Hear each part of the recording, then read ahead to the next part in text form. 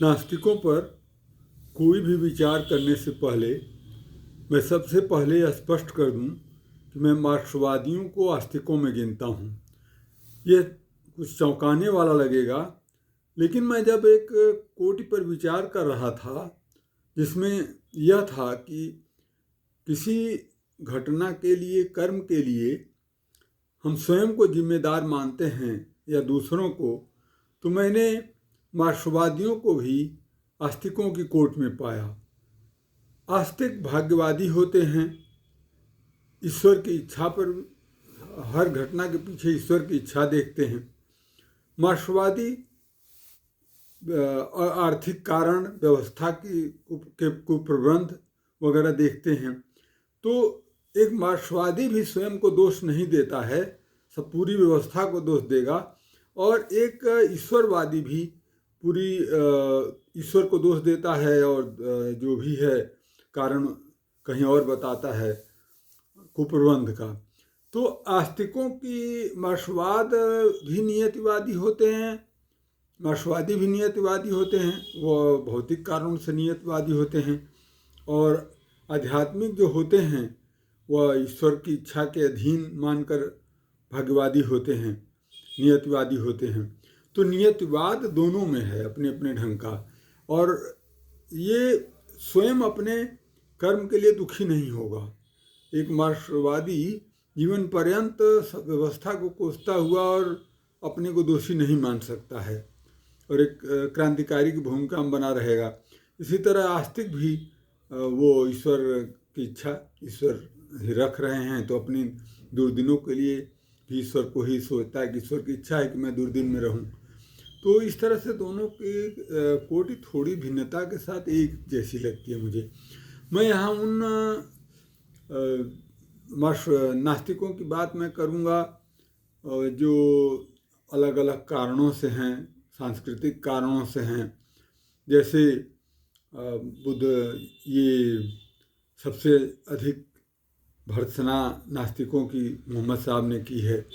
और इस्लाम में, इस्लाम के अनुयायियों के लिए नास्तिक होना या इसको काफिर कहते हैं, वह में उसी रूप में है जो विश्वास न करे।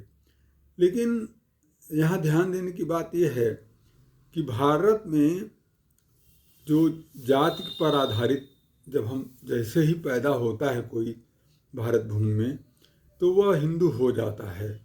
मुसलमान भी आजकल इसी तरह ही पैदा हो रहे हैं। कोई मोहम्मद साहब का ज़माना तो है नहीं कि उसमें पूछना पड़ेगा कि मुसलमान बनूं कि न बनूं। सबसे पहले जो बने होंगे उनके सामने विचारधारा का प्रश्न रहा होगा।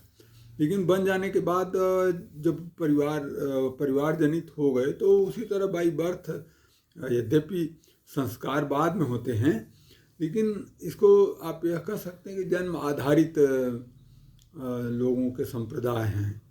तो यहाँ पर यह प्रश्न नहीं है। इससे एक अच्छी बात यह हो जाती है कि अगर आप मुसलमान घराने में पैदा हो जाते हैं तो मुसलमान मान लिया जाता है कि आप भी मुसलमान ही हैं। और ऐसा ज़रूरी नहीं है कि खतना के बाद ही या संस्कार के बाद ही मुसलमान माना जाए। इसी तरह हिंदू के घर में पैदा हो जाते हैं तो आपको मान लिया जाएगा कि आप हिंदू हैं। और धर्म तो पहले से, जब धर्म हिंदू हो गया तो आप ईश्वर को भी मानेंगे। तो यहाँ नास्तिक आस्तिक का प्रश्न नहीं उठता है। लेकिन कुछ बातें हैं कल्चरल रूप में, या जिसको सांस्कृतिक दृष्टि से देखें तो नास्तिक होना मनोवैज्ञानिक दृष्टि और सांस्कृतिक दृष्टि से कुछ रोचक बातें सामने आती हैं जब कभी मैं सोचता हूँ। जैसे जो बूढ़े होते हैं, कुछ नास्तिकों को मैंने पास से देखा है, तो जब बूढ़े होने लगते हैं तो कुछ ज़्यादा दिमाग की बैटरी यूज करते हैं, ज़्यादा ऊर्जा लगाते हैं। और मुझे लगता रहा है कि लड़ने में नास्तिक होने एक श्रम की वस्तु बन जाता है, क्योंकि चारों ओर लोग आस्तिक रहते हैं तो उसमें नास्तिक होना और सतत नास्तिक होना और हर परिस्थितियों में अपनी संकल्प की तरह ध्यान रखना कि जैसे हमको नास्तिक बने रहना है, तो एक झगड़े की तरह वह हमेशा संघर्ष में चलने जैसी बात होती है। लेकिन जो सबसे रोचक बात, एक बार मैं डिस्कवरी चैनल देख रहा था, तो एक कार्यक्रम में ये बताया गया कि लगातार जो श्रम है और जो जब हम स्पंदन पैदा करते हैं मस्तिष्क से, कि जो अपनी विद्युतीय तरंगे भेजते हैं किसी कार्य के लिए, मस्तिष्क जब लगातार 20 मिनट और उससे अधिक भेजता है तो कुछ रसायन पैदा होते हैं, और जो मस्तिष्क को पुनर्निर्माण में और उसको रख रखाव में उसके वह सहायक होते हैं। तो उसके बाद फिर मैं गांव की ओर मैं याद करता हूँ कि जिसमें बूढ़ी महिलाएं जब वो कुछ नहीं कर पाती थी तो सब्जी काटने का काम या उंगली चलाने का बैठे बैठे जो है सोचती थी हेल्प कर दूँ, या फिर जो माला फेरने वाली, और बूढ़ी हो जाने के बाद जब लोग कुछ नहीं करने देते हैं तो माला फेरने के लिए दे दिया जाता था। तो उस समय ये लगता था कि उसके बाद कबीर दास जी को पढ़ने के बाद फिर ये लगने लगा कि ये तो अंधविश्वास है, मूर्खतापूर्ण है। और लेकिन जब वह कार्यक्रम मैंने देखा तो मुझे लगा कि यार जो मंत्र है या मंत्र पाठ है जो बड़बड़ाना है, और एक और अध्ययन मैंने देखा कि मैं जिस मेरे गांव में जितनी झगड़ालू स्त्रियां थीं वो दीर्घायु हुआ करती, दीर्घायु उनको मैंने देखा। तो यह भी मुझे लगता था कि ये इनकी जिजीविषा थी, झगड़ा करने की शक्ति थी, कि जो वो ज़्यादा मुंह चलाती थी और ज़्यादा वाणी का इस्तेमाल करती थी उसके कारण। तो ये मुझे लगा कि हो न हो मंत्र से भी इसी तरह का असर होता हो। जब 20 मिनट से अधिक कोई अच्छा, इसमें एक रोचक बात और है। रोचक बात यह है कि वाणी जब पक्षाघात होता है किसी को तो वाणी जाती है और एक हाथ प्रभावित होगा अगर एक दिशा में है, और एक पैर प्रभावित होगा उसमें एक साथ।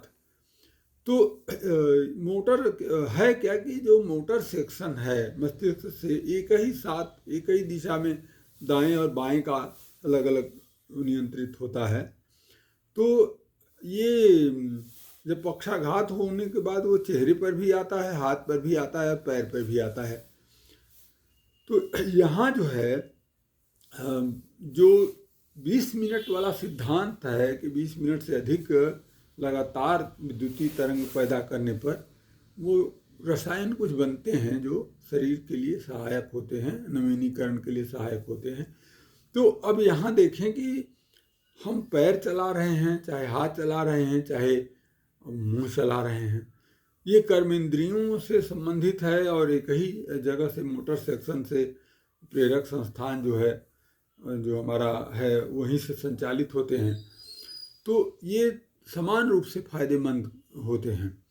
अब यहाँ पर ये देखने की बात है कि जो नास्तिक होगा और संकल्पबद्ध नास्तिक होगा और सामाजिक कारणों से अगर वो मौन भी रहता है, और तो कबीर दास जी कहते हैं कि माला फिरे जुग भया गया न मन का फिर। यहाँ ये माला जो है एक बहाने से फिराई जा रही है। मेरा मानना है कि सांस्कृतिक कारणों से, या फिर जैसे बौद्धों का जो चक्र धर्म चक्र चलाते हैं और लकड़ी का बना होता है, और वहाँ पर तिब्बत में तो वहाँ पर ध्यान दें कि वो अपने को सक्रिय रखते हैं, लगातार ठंडी शीत प्रदेश में रहते हैं और वो उसको चलाते रहते हैं। उसको आध्यात्मिक जोड़ दिया गया। लेकिन सही बात ये है कि इसका एक मेरे निरीक्षण में अखबार पढ़ता था तो शीत लहरी में जो लोग सोए रहते थे वो मर जाते थे, उनको ठंड लगती थी, मर जाते थे। और जो जागते रहते थे रात भर, चाहे वो किसी तरह जाग रहे हों, चल रहे हों, तो सक्रिय रहते थे तो नहीं, उनकी मृत्यु की सूचना नहीं आती थी। लेकिन जो सोए हुए शीत में अगर बाहर सोया है कोई तो उसके मरने के खतरे ज़्यादा रहते हैं। और मुझे भी याद है कि मैं युवावस्था में एक बार दूर के खेत में, जब ये था कि वो इस समय उस पर मांग कम होगी पानी के, दूसरे के पानी के उसमें था, ट्यूबवेल के क्षेत्र में था। तो उसी समय हम लोग जाकर रात भर जागते रहे, तो लेकिन कुछ नहीं हुआ। तो ये एक है कि जब हम सक्रिय रहते हैं तो हमारी कर्मेंद्रियां सक्रिय रहती हैं, तो उनका निश्चित रूप से सकारात्मक प्रभाव रहता है। हम जब दूसरों से प्रभावित होते हैं तो वो दूसरी ज्ञानेंद्रियां और कर्मेंद्रियां आप सोच कर सकते हैं कि ये विद्युत मस्तिष्क स्वयं पैदा करता है। जैसे किसी को थप्पड़ मारना हुआ, दौड़ना हुआ, तो हम अपनी इच्छा से दौड़ते हैं। लेकिन जब हम आवाज़ सुनते हैं, किसी से कानों का से सुनते हैं, स्पर्श से या दूसरे कारणों से या ठंड से, संवेदनाओं से, जब हम, तो ज्ञान जो है आप कह सकते हैं कि ऋणात्मक आवेश की तरह है। और दोनों में से अगर कोई अधिक हो गया तो जैसे कि सोते समय उसकी सकारात्मक ऊर्जा कम है, धनात्मक जो उसको आप कह सकते हैं कि जो कर्मेंद्रियां उसकी निष्क्रिय रहती हैं, तो उसके मरने के खतरे हैं। अगर वो ज़्यादा ठंडा रह गया तो शीतलहरी से हो सकता है कि उसकी मृत्यु हो जाए, किन्हीं कारणों से हो जाए, हृदय के लिए खून गाढ़ा हो जाए या अन्य कारणों से ये होता चला जाए।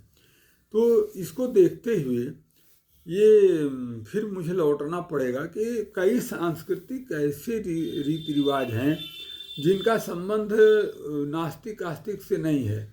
मैं जब कितने भी पड़ोसियों के या बुजुर्गों से मैं मिलता हूँ तो मैं कहता हूँ कि ये जो है, अगर आप राम राम नहीं कर सकते तो मार्श से ही कहिए, लेकिन आप गाली दे सकते हैं तो गाली दीजिए, कुछ तो करिए। क्योंकि यहाँ अच्छी अच्छी बातें करने का, अगर मान लीजिए कि जिद है कि हमें नास्तिक ही रहना है, तो मैंने ये देखा है कि जो नास्तिक थे वो ज़्यादा विस्मृत के शिकार हुए। वो वृद्धावस्था में क्या नाम है, कैसे है, बहुत, क्योंकि उसका कारण है कि वो धर्म कर्मकांडों से भी वो ऐसे बुद्धिजीवी जो है दूरी बना लेते हैं, या अतिरिक्त मस्तिष्क सक्रिय रखने के कारण हो सकता है कि पक्षाघात वगैरह के भी शिकार हों। तो अधिक तनाव को जीना उनकी जीवनचर्या का एक हिस्सा रहता है। तो यहाँ पर मूल बात ये है कि नास्तिक और आस्तिक होना उतना महत्वपूर्ण नहीं है।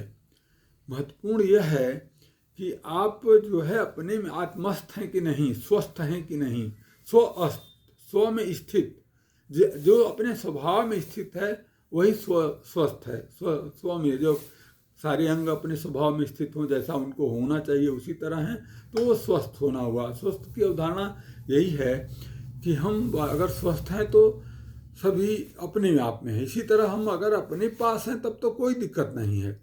लेकिन अगर नास्तिक होकर भयभीत होना है, नास्तिक होकर आक्रामक होना है और जीत की तरह होना, तो मनोरोग मैं मानता हूँ उसको। इसी तरह आस्तिक होने की ज़रूरत है, ना नास्तिक होने की ज़रूरत है।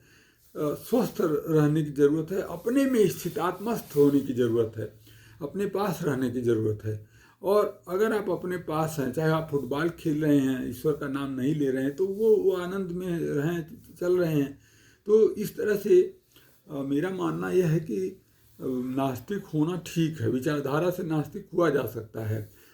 आज कारण क्या है कि मनुष्य जो है, अगर मान लीजिए कि किसी के पास पैतृक संपत्ति है और अच्छा खासा उसके पास संसाधन जुटे हुए हैं बुढ़ापे के लिए, तो उसको कोई दिक्कत नहीं है। वो नास्तिक भी, अगर मान लीजिए कि आप स्वस्थ बुढ़ापे तक रह सकते हैं, जीन अगर आपका स्वस्थ है, कोई पिताजी लंबी उम्र तक जिए और माँ भी की उम्र अच्छी रही और आपका रहन सहन अच्छा है, सक्रिय है, तो निश्चित रूप से अगर कोई दिक्कत नहीं है तो आप ईश्वर को गाली देते हुए भी 100 साल जी सकते हैं। इसमें ये तो कहीं नहीं है कि जो लोग ईश्वर का नाम लेंगे वही 100 साल जिएंगे। जीन अगर अच्छा है और वो वृद्धावस्था तक स्वस्थ रख सकता है और कोई संयोग से कुछ घटा नहीं, और कुछ आदतें, कुछ नियम हैं जिनका अनजाने में आपने पालन किया है, तो आप 100 साल तक गाली देते हुए भी ईश्वर को रह सकते हैं।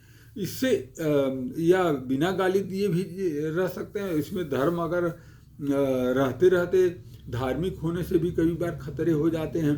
जैसे कि बचपन में एक पड़ोसन थी, तो वो किसी रोग के समय नदी नित्य जाया करती थी। तो वो जाना, वो उनका नियम से जल चढ़ाती थी सब पूज, लेकिन वहीं पर उनको जो है चूँकि नदियों में पहले लोग संक्रामक रोगियों को भी फेंक देते थे, उनको लग गया संक्रामक रोग। और उसके मतलब जो मैं आज मानता हूँ कि अगर वो नदी न जाती उस प्रदूषित जल में, जहाँ पर उनको वायरस मिला उसका, तो वो उनका हाल न होता जो उनके साथ हुआ। तो ये कोई नियम नहीं है। आस्तिकता या नास्तिकता से प्रकृति अपना काम करती है। प्रकृति से जो वरदान हमको मिला है वो अपने ढंग से अपनी जगह पर है, लेकिन उसमें ईश्वर का टेप बज रहा है कि गाली का बज रहा है। अगर किसी से दुश्मनी नहीं हुई, किसी ने उसका बुरा नहीं माना, तो गाली देते हुए भी आप पड़े रहिए। इस्लाम में आप निंदा करके नहीं बच सकते, लेकिन हिंदू भारत में जो है आप गाली देते हुए भी आराम से रह सकते हैं, क्योंकि यहाँ पर माना जाता है कि भाई ये इससे कोई ज़्यादा असर नहीं पड़ता जन्म से ही। और अगर आप अपने यहाँ और सुविधाएं हैं कि बिना नैतिक हुए भी आप अगर ब्राह्मण के घर जन्म ले लिए हैं तो आराम से ईश्वर ब्राह्मण बने रहिए, उसमें कोई आपको छीन ही नहीं सकता। अगला जन्म होगा तब आप ब्राह्मण नहीं होंगे, तब देखा जाएगा, लेकिन तब तक आप ब्राह्मण हैं तो फिर आपको दिक्कत नहीं, नैतिक होने की भी जरूरत नहीं है। अगर नहीं नहाए तब भी ब्राह्मण, नहाए तब भी ब्राह्मण। हिंदू के लिए भी ये है कि जब पूरे ईश्वर का नाम लिए तब भी हिंदू, नहीं लिए तब भी हिंदू। जब बाई बर्थ हिंदू हैं तो फिर इसकी ज़रूरत नहीं है नास्तिक आस्तिक। इसलिए जो हमें यहाँ नास्तिक बहुत कम लोग, लेकिन मार्क्सवादी नास्तिक हो सकता है। मार्क्सवादी इसलिए नास्तिक हो लेता है कि वो व्यवस्था को दोष देने लगता है, और अगर वो बेरोजगार है तो वो पूरी व्यवस्था उसके लिए दोषी है। तो अपने लिए तो वो दोष नहीं मानेगा कि हमारा दोष है, वो व्यवस्था को सोचना चाहिए। अगर भूखा है तो सोचेगा कि व्यवस्था को चाहिए कि हमको भोजन मिलना चाहिए। तो इस तरह से ईश्वरवादी और मार्क्सवादी दोनों मुझे एक ही धुरी पर लगते हैं। वो मुझे उनको नास्तिक अगर सही इसीलिए मार्क्सवादी ही हो सकता है, क्योंकि उसके पास और दिक्कत नहीं रहती। ईश्वर के लेकर भी उसके पास एक स्पष्ट धारणा रहती है, और वह व्यवस्था को दोष देते हुए और प्राकृतिक आर्थिक शक्तियों को दोष देते हुए वो बचा रहता है। और इस तरह और बाकी लोगों का नास्तिक होना मुझे लगता है कि वो ज्ञान का विकार है। नास्तिक या आस्तिक होना दोनों ज्ञान से संबंधित है। एक पशु कभी भी इस पचड़े में नहीं पड़ता है। गाय चुपचाप अपना, और किसान भी अपना लगा रहता है। भारत में एक और अच्छी बात या बुरी बात जो भी कहें, यहाँ पर जात व्यवस्था ने एक जिम्मेदारी दूसरे ऊपर डाल दी थी। जैसे कि पूजा के लिए एक जात बन गई, एक किसानी करने के लिए जात बन गई। अब किसान किसानी कर रहा है तो वो जो है ईश्वर का नाम ले या नहीं लेता है ये कोई मायने नहीं रखता। वो मूल बात है कि श्रम कर रहा है, काम कर रहा है, फसल उगा रहा है, और वह जो है ज़रूरत पड़ी ईश्वर की तो उसने